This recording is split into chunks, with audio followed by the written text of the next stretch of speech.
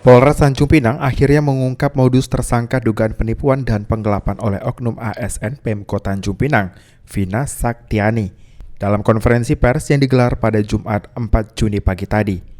Yang sebelumnya tersangka sempat mangkir beberapa kali atas panggilan polisi, hingga akhirnya tersangka menyerahkan diri pada 31 Mei kemarin. Pengungkapan kasus ini disampaikan langsung oleh Kasat Reskrim Polres Tanjung Pinang, AKP Rio Reza Parindra. Ia menerangkan bahwa kronologis berawal pada tahun 2019 lalu. Korban berinisial TMZ yang berniat menyekolahkan anaknya berinisial YZ ke Institut Pemerintah Dalam Negeri atau IPDN. Kemudian korban mendapatkan informasi bahwa tersangka Vina dapat meluluskan anaknya ke institut tersebut. Kemudian, antara korban dan tersangka melakukan pertemuan, sehingga korban berhasil diyakini oleh tersangka dan sesuai kesepakatan, korban memberikan uang sebesar 300 juta kepada tersangka agar anaknya bisa lulus sebagai taruna IPDN. Namun, anak korban mengikuti pendaftaran hingga proses lainnya.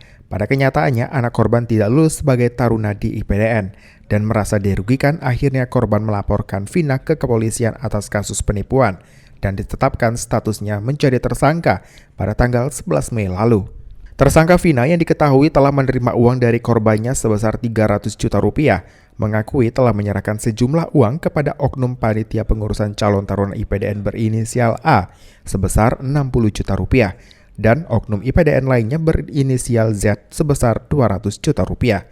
Sisanya ia gunakan untuk kebutuhan akomodasi dan transportasi dalam pengurusan. Bahwa pada bulan Maret itu 2019, saudara DW mengatakan kepada anak pelapor yang bernama YZ bahwa tantenya saudara VZ bisa memasukkan seseorang untuk masuk ke jenjang pendidikan IPDN.